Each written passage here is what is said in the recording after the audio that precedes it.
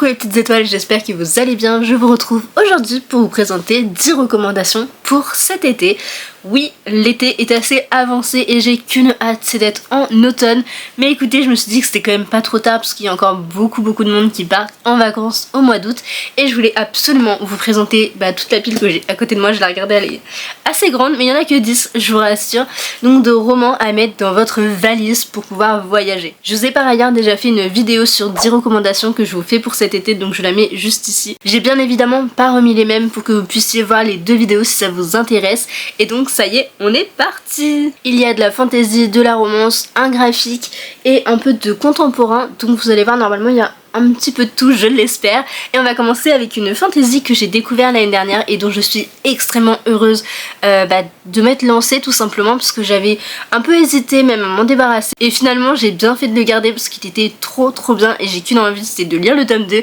Il s'agit de Sang d'écume et de glace, le tome 1, donc Métamorphose, écrit par Alixen Delis, édité chez Michel Lafon. Il est quand même assez volumineux, hein, c'est un beau bébé quand même. Et franchement l'histoire elle était trop bien. On suit une jeune fille qui s'appelle Perséphone, qui est donc une jeune lycéenne, qui est atteinte d'une maladie un peu mystérieuse et chaque jour son état se dégrade et donc elle veut vraiment profiter de la vie. Sauf que ses parents vont l'envoyer dans le Finistère chez une tante un peu excentrique et ça ne l'enchante pas tellement envoyer d'aller au fin fond de la Bretagne, mais elle se dit bon de toute façon j'ai pas tellement de choix. Et elle va découvrir une certaine proximité avec l'eau. Elle est vraiment attirée par l'océan et il y a quelque chose de très mystérieux et qui l'attire profondément vers les profondeurs justement de l'océan. Et donc on va découvrir une histoire tout autour de ça. Vous en doutez, le marque-page, j'avais pas vu qu'il se faisait la malle, mais donc vous pouvez vous douter un petit peu de ce qui va se passer. Voilà, c'est pas écrit dans le résumé donc je vais peut-être pas vous spoiler, mais en tout cas c'est un roman parfait pour l'été puisque du coup on est au bord de la mer, donc déjà c'est souvent lié à l'été. En plus de ça, comme c'est dit dans le résumé, elle va passer son dernier été puisque comme je vous l'ai dit, elle est atteinte d'une maladie qui fait régresser son état, donc pour elle c'est un peu son dernier été et elle va le passer donc chez sa tante. Il va y avoir tellement de mystères et c'était trop bien. Si je ne dis pas de bêtises, c'est une trilogie suivie d'une autre trilogie, donc il y a quand même pas mal de romans, mais en tout cas pour le premier tome ça vaut tellement le coup, donc franchement foncez si vous cherchez un roman parfait pour l'été. Restons au bord de l'eau avec une histoire de pirate et on va parler de La Carte des Confins, écrit par Marie Repelin et édité chez Pocket Jeunesse.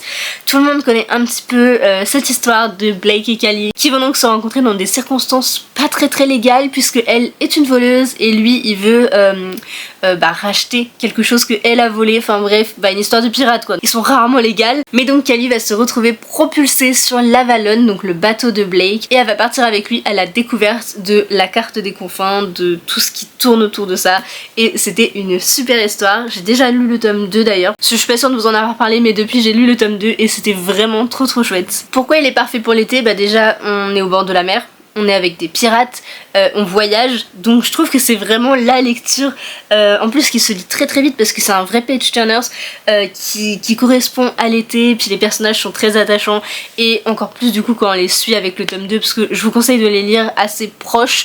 Voilà, franchement j'ai trop aimé. Parlons de la bande dessinée qui est d'ailleurs plutôt destinée à un public jeunesse, mais en vrai on peut lire à n'importe quel âge parce que moi-même j'ai découvert la saga cette année, recommandée par mes copines, et d'ailleurs j'ai lu donc les 3 bandes dessinées et je me suis dit allez je me lance dans les livres. Donc là je suis déjà au tome 3, il s'agit des Filles au chocolat, donc je vous présente là le tome 1 qui est donc écrit par Cathy Cassidy et édité là du coup chez Jungle, mais du coup les romans c'est Nathan et Pocket Jeunesse en poche. Avec cette saga vous avez vraiment de quoi faire parce qu'il y a beaucoup de tomes, mais comme c'est une saga assez ancienne quand même, parce que je me rappelle j'avais déjà ça quand j'étais petite, donc vous pouvez largement les trouver en bibliothèque comparé aux autres où je sais pas trop s'ils peuvent les avoir, mais ça c'est sûr parce que les BD on sait que c'est coûteux et il y a quand même beaucoup de tomes.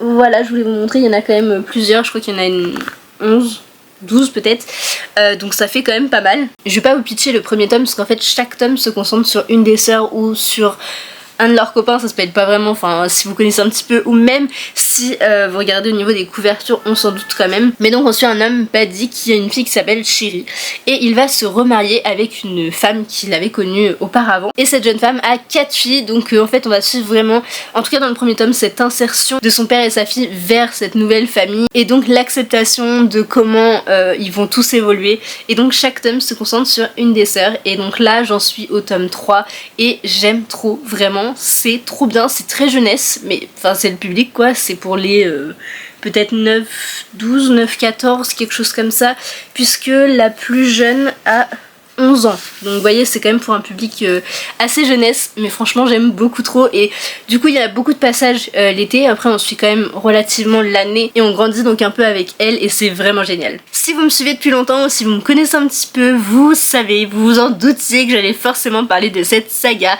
mais j'ai pas pris le premier tome, j'ai pris le tome du coup qui reprend la même histoire, mais sous un autre point de vue. Il s'agit de Le jour où le soleil ne s'est plus levé, écrit par Neil Gaiman et Maria Lino, édité chez Albin Michel. Et vous savez que j'aime cette saga plus que tout au monde, vraiment, elle a mon âme, mes tripes, tout, vraiment je l'aime d'amour. Et donc celui-ci, c'est ce que je vous disais, c'est le tome 1 en fait, mais remanié d'un autre point de vue, donc d'un personnage lié au premier. Donc ici on va suivre Nate dans la même temporalité que Finn dans La nuit où les étoiles sont éteintes, et on va apprendre un petit peu son parcours, comment il se sent. On va suivre aussi sa bande d'amis, donc avec Kenna, Kurt et Jagger, et franchement, mais cette saga elle est certes très dure parce qu'il y a quand même pas mal de trigger warning, mais elle en vaut tellement le coup, d'accord, elle est vraiment trop bien écrite, très belle, les sujets donc abordés sont extrêmement juste, bien faits. Après forcément j'ai pas tout vécu et heureusement pour moi, mais en tout cas d'un point de vue extérieur et au niveau des recherches ça se voit, elles en ont fait plein, bah du coup c'est assez juste, vous voyez. Si en revanche vous l'avez lu et que vous trouvez que c'est pas le cas, n'hésitez pas à me le dire, comme ça je dirai plus cette bêtise. Mais en tout cas moi pour ma part je l'ai trouvé bien écrit, bien abordé, bien développé, et les personnages sont extrêmement touchants et même beaucoup trop attachants, d'accord, parce que là ça fait plusieurs années hein, quand même que j'ai lu le tome 1 et du coup même le 2, et je suis toujours ultra attachée au personnage et j'ai qu'une hâte, c'est de me plonger dans la suite qui est rangée, bon bah il est juste derrière, ces promesses pardon, que l'on croyait éternelles, c'est ça, j'ai toujours un doute, qui est donc le premier tome sur Kenna et Kurt. Je tiens quand même à préciser, comme je vous parlais de trigger warning, c'est à lire à partir de 16 ans minimum, parce que vraiment c'est des sujets durs qui sont abordés certes justement, mais qui en parlent vraiment, donc prenez soin de vous, vraiment lisez-le quand, si vous donne envie déjà, et si jamais vous vous en sentez capable, parce que bah, ils sont durs malgré tout. Partons maintenant dans un roman jeunesse extrêmement bien travaillé, extrêmement bien développé. Il s'agit de Persona, donc là le premier tome, écrit par Yelena et édité donc pour le tome 1 et 2 chez Hachette Roman, qui est d'ailleurs pour le tome 1 disponible en poche chez le livre de poche, et dont je suis extrêmement fan, à la fois par cette sublime couverture, vraiment je le trouve mais divin, il est chatoyant comme dirait l'autrice. Du coup nous sommes dans le monde de Lux où des enfants ont été touchés par la lumière, c'est-à-dire qu'ils ont un don, là comme ça je sais pas, mais par exemple le don de parler aux animaux ou le don de pouvoir contrôler les objets, enfin bref je sais plus exactement quel pouvoir il y a parce qu'il y en a quand même beaucoup, sauf que ces enfants sont dans des sortes de couvents et doivent rester cachés du monde, et je dirais même être contrôlés plutôt par, je sais plus comment ils l'appellent, l'église, l'état, le culte de la lumière. Oula, j'y suis pas du tout, mais donc c'est ça, ils sont contrôlés par le culte de la lumière, et donc en fait leur liberté est vraiment opprimée, et jusqu'à leurs 18 ans, donc ils sont dans ces couvents un peu comme un orphelinat si vous voulez, et à leurs 18 ans ils doivent faire le choix soit de renoncer à leurs dons pour pouvoir se marier et vivre leur vie tout simplement, ou alors rentrer justement dans le culte de la lumière. Donc c'est un choix quand même assez dur, parce que soit tu gardes ton don et du coup bah tu peux pas trouver l'amour, tu t'es vraiment opprimé encore, ou alors tu renonces à ton don et tu peux vivre ta vie librement avec ou sans amour, hein. Ça a pas tellement de rapport en soi, mais disons que quand tu choisis l'autre voie, tu ne peux pas te marier. On va donc principalement suivre Andrea, Tisbe, Evander et Pax, qui sont un quatuor à peu près, on va dire ça comme ça, que l'on suit donc à travers les tomes, et punaise, qu'est-ce que c'était bien, d'accord, on voyage vraiment dans cet univers, il y a un côté très, en tout cas moi je l'ai imaginé comme ça, très gréco-romain, avec l'architecture, la manière dont c'est fait, et pareil il y a un côté bah forcément avec la lumière qui en émane, mais il y a un côté très lumineux et c'est aussi pour ça que je vous dis qu'il est parfait pour cet été, parce que l'ambiance fait qu'on sent la chaleur, d'accord, de l'univers, des personnages et j'ai vraiment mais juste adoré, d'accord. Je sais même pas comment je pourrais vous le vendre plus qu'en vous disant que c'est vraiment une merveille. Et d'ailleurs, je viens de lire la première phrase du prologue qui dit « à l'aube de chaque été ». Voilà, si je pouvais pas vous dire plus pour découvrir ce roman cet été, je sais pas ce qu'il faut. Mais donc le tome 2 est déjà disponible en librairie et vraiment je vous conseille mais 1000 fois de le découvrir. N'hésitez pas à me faire votre retour si vous l'avez lu ou pas. Et voilà, je sais pas quoi vous dire. Et si d'ailleurs, attendez, quand même, parce que faut bien inventer un petit peu ce roman. Il y a une sublime carte, j'espère qu'elle est bien à l'endroit, voilà, dans le roman. Et pareil, on a des belles en-têtes de chapitres, voilà. Je vous montre un petit peu l'état de mon livre avec tous les post-it, punaise, j'ai vraiment abusé. Mais j'ai tellement aimé ce roman et ces personnages, un vrai fan family avec des personnages du coup assez jeunes, mais adorable, vraiment adorable. Il y a une évolution, rien que dans le premier tome, il y a une évolution de fou. Voilà, je sais pas quoi vous dire d'autre. Vraiment, lisez-le. Voilà, vous avez retenu Persona, tome 1. Lisez-le. Le prochain, c'est un roman que j'ai lu il y a un petit bout de temps déjà, mais qui pourtant marque encore un peu comme une trace au fer rouge, vous voyez. Vraiment, il m'a tellement plu et marqué. J'ai même très envie de le relire, mais je me dis c'est peut-être encore un peu tôt pour avoir cet effet de surprise comme j'ai pu avoir la première fois, même si en soi, je m'en rappellerai toujours, je pense. Mais je pense que je voudrais l'oublier encore un peu plus, vous voyez, même si j'arrive pas à l'oublier, c'est ça le problème. Il s'agit de Un été avec Albert, écrit par Marie Pavlenko et édité chez Flammarion.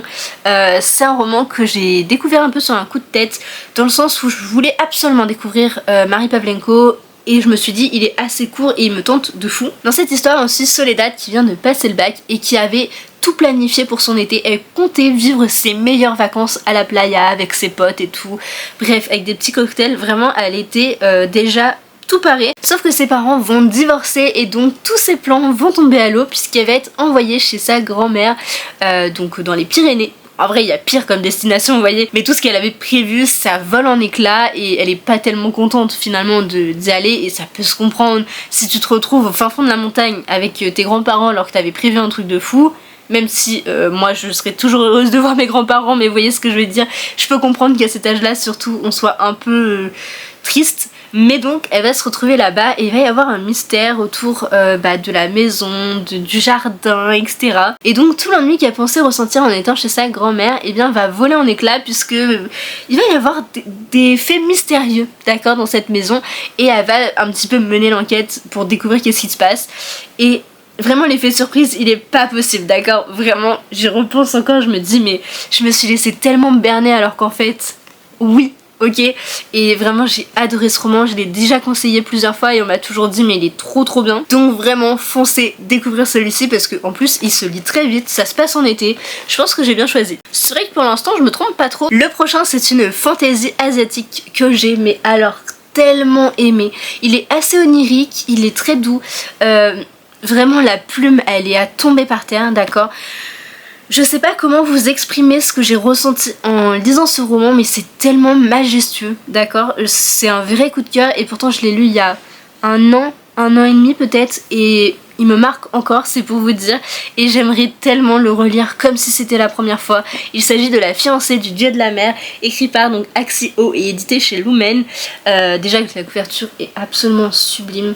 Voilà, vraiment de toute façon j'aime les romans Lumen, ils sont toujours très beaux et toujours trop bien et donc là ça ne fait pas exception à la règle. Nous plongeons dans un village où chaque année une jeune femme est envoyée en sacrifice slash don plutôt au dieu de la mer. En fait elle est envoyée dans l'eau pour devenir la nouvelle fiancée du dieu de la mer et cette année c'est Cheongchim qui est destinée à ça parce qu'elle a une beauté sans pareil, vraiment c'est potentiellement la plus belle villageoise, du moins c'est ce qui est écrit, et donc elle va devenir la 100e fiancée du dieu de la mer, sauf que cette jeune femme est folle amoureuse d'un homme et cet homme justement a une sœur qui s'appelle Mina et Mina va décider de prendre la place de Cheongchim et elle-même s'offrir finalement comme offrande au dieu de la mer et devenir la 100e fiancée. Sauf que les règles sont les règles, normalement ça se passe pas trop comme ça, et donc elle va arriver dans un monde et elle va découvrir un petit peu tout ce qui se trame autour de tout ça, et je peux pas trop vous en dire, c'est assez dur à résumer parce que il faut pas trop en dire, mais en même temps c'était tellement beau, c'était waouh, vraiment je vous jure j'ai eu un effet waouh, et ça arrive pas non plus tous les 4 matins vous voyez, mais celui-ci pour le coup il m'a vraiment marqué. Et d'ailleurs c'est un one shot, donc une fois que vous l'avez lu, ça y est, l'histoire est terminée, vous avez les réponses à vos questions, et ça c'était tellement bien aussi de savoir qu'on avait le fin mot de l'histoire, même si en vrai j'aurais aimé en savoir tellement plus sur l'univers et rester dans ce monde en fait où il y a pas mal de mystères, il y a des choses qui sont moins bien pour les personnages, hein. Je tiens à préciser, pas pour nous lecteurs mais pour les personnages, mais franchement c'était tellement doux, poétique et onirique, vraiment je sais pas comment décrire ce roman qui est tout en beauté et en même temps il n'y a aucun moment de lenteur. Au niveau des descriptions c'est pas si long, mais je l'ai trouvé quand même très doux. Bon, j'espère vous avoir convaincu aussi pour celui-ci, et on va pouvoir passer au prochain qui sera une romance dont je vous ai parlé il y a pas si longtemps, puisque c'est Better Than the Movies, écrit par Lynn Painter, je confonds toujours, l'autrice de The Prison Healer. Allez savoir pourquoi. Donc Lynn Painter, et là cette fois-ci c'est l'édition anglaise, donc éditée chez Simon et Schuster. Et dans cette histoire on va suivre Liz qui est une fan absolue du romantisme, d'accord. Elle vit pour les comédies musicales, elle vit pour les musiques de films ou même de comédies musicales. Bref, c'est quelqu'un de très romantique et qui par ailleurs cherche la personne qui fera battre son cœur, jusqu'au jour justement où Michael, qui était son amour de jeunesse, va revenir à leur lycée, et elle va se dire ça y est, c'est lui que je veux, c'est le destin qui l'a mis sur ma route. Et donc elle va s'allier à Wes, qui est d'ailleurs son ennemi juré et plus ou moins ami d'enfance à la base, et elle va monter un plan de fake dating, vous en doutez, avec Wes pour conquérir Michael. Sauf que le fake dating ça se passe jamais comme prévu, et du coup c'est ce qu'on va retrouver dans ce roman, et c'était trop bien, trop mignon. Donc on est plutôt au lycée pour le coup, mais c'est tellement léger, doux et frais que ce roman passe extrêmement bien l'été. D'ailleurs je me verrais pas le lire en hiver, dans le sens où l'ambiance est telle que ça donne pas envie de le lire en hiver. Voilà, il y a des livres comme ça où ça fonctionne comme ça, et là pour le coup c'est le cas. Ce roman est extrêmement pipou, d'accord. À chaque fois je suis en mode oh c'est trop mignon, ok, et vraiment j'ai tout simplement adoré. Je vous en ai d'ailleurs parlé dans ma vidéo Il était un livre, où je vous présente mes 4 dernières meilleures lectures, donc n'hésitez pas à aller la voir, je vous la mets dans le petit i. Mais je tiens quand même à préciser qu'il y a des scènes assez compliquées par rapport à Liz qui a donc perdu sa maman. Voilà, ça a une importance, je sais pas si c'est dit dans le résumé, oh là il est trop long pour que je le relise, mais en tout cas c'est quelque chose de très important dans l'histoire. Donc si vous êtes sensible, vraiment allez-y avec des pincettes, parce que c'est quelque chose de très présent. Je ne pensais pas en le lisant, et waouh, j'ai pleuré tout le long du livre, et pas parce que c'était mignon, voilà. Enfin si, forcément c'était ultra mignon, j'aurais même pu en pleurer, mais disons que c'est pas ce qui m'a le plus touché dans ce roman. Mais malgré tout il y a des petites références trop mignonnes, les scènes sont extrêmement mignonnes. Wes, nouveau book boyfriend, ok. Bref, je vous le conseille vraiment. C'est pas fait exprès, mais le prochain c'est aussi une romance, et il s'agit de Éphémère, le premier tome édité chez Hachette Roman Plus. Attention, c'est quand même important, et donc écrit par Emma Dinkel. C'est le premier tome d'une duologie, et j'ai extrêmement hâte d'avoir le 2, déjà c'est pour vous dire un peu l'état dans lequel j'étais. Et donc dans cette histoire on suit Romy qui s'est laissé convaincre par sa meilleure amie de partir aux États-Unis pendant 3 mois. Oui c'est ça, 3 mois, j'avais un doute parce qu'on voit, je crois, attendez, je sais plus les temporalités, ok, je suis très mauvaise là-dedans. Mais donc elles partent 3 mois, et vraiment elles veulent faire un road trip de fou aux États-Unis et faire plusieurs lieux pour vraiment visiter. Et la raison aussi pour laquelle, c'est parce que les deux viennent de se faire plaquer, ou ont plaqué leur mec, donc circonstances pas très simples, voilà. Donc ils vont partir aux États-Unis et vont tomber sur les amis de Thomas, qui vont vraiment devenir des amis très proches. Et suite à un souci d'hébergement en arrivant, elles vont se retrouver à la rue, et du coup elles se disent bon on vient d'arriver, viens on va à la plage, on trouvera un hôtel plus tard, c'est pas grave. Et donc elles vont tomber sur ce groupe qui va proposer de les héberger, et une amitié va se tisser entre tous ces personnages, et elles vont découvrir Thomas, un jeune quarterback qui fait une pause dans sa carrière professionnelle, puisque là il est un peu mal en point si on peut dire. Et donc elles vont aussi le rencontrer, sauf que lui il est forcément très connu aux États-Unis, mais elles ne le connaissent pas. Voilà, donc l'histoire va un peu j'ai envie de dire, va tourner autour de ça, mais pas que, évidemment, il y a plein de sujets abordés qui sont vraiment topissimes, j'ai trop aimé. On va aussi parler d'endométriose, donc c'était quand même un sujet que j'ai jamais vu je crois en littérature, en tout cas young adult, donc je trouve ça vraiment génial, c'est bien abordé, rien que pour ça déjà je vous le recommande, mais en plus de ça c'est ultra mignon, c'est doux, c'est frais, bah du coup c'est l'été aussi, puisqu'on est en... Attendez, juin, juillet, août. Ouais, c'est ça, la première partie est en juin. Et donc après, je vous laisserai découvrir le déroulé. J'ai quand même précisé que c'était chez Hachette Roman Plus. C'est pour une bonne raison, c'est parce qu'il y a des scènes de sexe explicites qui est donc destiné à un public averti. Voilà, on peut pas le lire à n'importe quel âge. Faut quand même le prendre en compte, même si en vrai, il y en a pas 50 000. Et c'est pas le gros du roman, d'accord? Sinon, même moi, j'aurais pas spécialement apprécié ça. Mais en vrai, ça m'a pas gêné. En fait, même non, franchement, ça a été... Je m'attendais à beaucoup plus vu l'avertissement, mais ça allait quand même. Et voilà, c'est un roman qui respire l'été, qui est très dur aussi à lire, surtout à la fin. Bref, je vous en dis pas plus, mais je vous le conseille fortement. Et d'ailleurs, je voulais aussi préciser, une lecture commune débute demain, donc lundi 21 juillet. J'allais dire juin, non pas du tout. 21 juillet sur mon Discord qui est disponible donc en description. N'hésitez pas à nous rejoindre si jamais ça vous intéresse. Bon, pour ma part, je l'ai déjà lu, donc je suivrai juste les petits updates, mais j'ai hâte que vous le lisiez et que vous me teniez votre tour. Et enfin, le dernier que j'ai à vous présenter, c'est aussi une romance, et par ailleurs, je le conseille quand même au printemps et à l'été. Enfin, en fait, il passe aux deux, je trouve. Il s'agit de Check and Mate, écrit par Ali Hazelwood et édité chez Gallimard Jeunesse. Ce roman passe en fait à toutes les saisons, d'accord?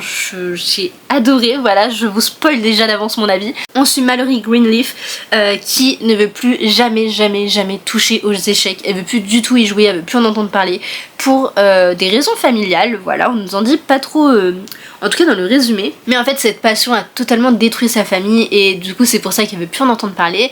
Et donc pour subvenir à ses besoins et aux besoins de sa famille, elle va exercer un job étudiant plutôt en tant que mécanicienne, jusqu'au jour où à contre-cœur elle est un peu obligée d'accepter un tournoi d'échecs et elle va jouer contre Nolan Sawyer, c'est ça, qui est d'ailleurs le régicide, le champion du monde des échecs. Donc comment dire que c'est pas une petite partie qu'elle va jouer. Et par ailleurs, il est aussi considéré comme le bad boy, le prodige vraiment des échecs. Voilà, il a une image assez importante on va dire, mais pas toujours très positive non plus. La partie commence, les coups s'enchaînent, etc. Et la partie va prendre un tournant assez inattendu pour Mallory Dumont. Je vous en dis pas plus, mais qu'est-ce que j'ai aimé cette histoire. Encore un roman que je voudrais relire comme si c'était la première fois. C'était beau, c'était doux, c'était vrai. Je suis amoureuse, d'accord, de Nolan, pardon, j'allais dire Mallory, mais pas du tout, de Nolan. En même temps, il est vraiment présenté comme le nouveau book boyfriend et en vrai, je comprends pourquoi, parce que franchement il m'a charmé. Faut dire que si tu sais jouer aux échecs déjà, bon, t'as déjà beaucoup de chance, ok, mais alors là, je sais pas comment vous expliquer à quel point j'ai aimé les deux personnages. Même Mallory, elle était incroyable en soi, la famille, etc. Mais ce roman était parfait, vraiment, gros coup de cœur. Il n'y a pas beaucoup de ces romans en vrai où j'ai pas eu un coup de cœur, mais franchement lui, un peu un cran au-dessus avec du coup la fiancée, mais franchement c'était génialissime. Et si vous aimez un petit peu les romans comme Inheritance Games, franchement n'hésitez pas, foncez parce qu'il est trop bien. Du coup ça se passe pas du tout en été, mais juste parce que l'ambiance est assez plaisante, on va dire, elle est chill, enfin voilà, ça reste un roman, je trouve un petit peu d'ambiance aussi, non pas qu'il n'y ait pas d'action, mais il y a un peu du côté d'ambiance avec les échecs. Je trouve qu'en été ça passerait bien, et surtout que c'est une romance, donc souvent l'été c'est un peu plus propice aux romances, je trouve, en tout cas pour ma part. J'avoue, je vais tricher, je vais rajouter un roman, ça en fera 11, mais je voulais pas à la base vous en parler dans le gros de la vidéo, pour la simple et bonne raison que je vous en ai déjà parlé dans ma vidéo, justement la dernière que j'ai faite sur mes recos de cet été, et donc je voulais pas spécialement en reparler, mais en même temps, à quel moment lire ce livre à part l'été, genre vraiment c'est le roman parfait, d'accord. Il s'agit de Les coquillages ne s'ouvrent qu'en été, parce que même dans le titre on parle d'été, donc voilà, il est vraiment parfait pour cette saison. Et du coup côté résumé, on suit Lena et Phoebe qui vont comme tous les ans passer leur été sur la côte basque, et en fait il va s'avérer qu'il y a pas mal de problèmes dans leur famille, que ce soit entre les sœurs, entre les parents, entre les filles et leurs parents, enfin bref. Et donc il y en a une qui est donc Lena, qui ne rêve que de sœurs surf et de fêtes sur la plage. Et à côté on a Phoebe qui veut juste reprendre son souffle après une première année un peu chaotique à la fac. Donc voilà, c'est vraiment une histoire de sœurs, une histoire aussi de famille de manière générale. Il y a un fond de romance quand même, je tiens à vous préciser, mais c'est pas le gros de l'histoire. Voilà, c'est plutôt contemporain et c'est plus pareil, l'ambiance été, surf, problèmes familiaux aussi, mais plutôt réconciliation entre du coup les individus d'une même famille. Et le sujet de la communication est beaucoup abordé puisqu'il faut que pour résoudre le problème ils parlent, donc voilà. C'est tout ce que je peux vous dire sur ce roman, c'était un peu le bonus et je suis très contente de pouvoir vous le présenter aujourd'hui. Voilà, du coup j'espère que cette vidéo, qui était à la base pas censée être longue mais qui dure un petit peu, vous aura plu. Et n'hésitez pas à me dire si vous en avez lu certains, si vous m'en conseillez pour cet été. Vraiment, n'hésitez pas à me dire tout ça en commentaire. Et sur ce, je vous fais plein de gros bisous et à très vite dans une prochaine vidéo. Bye!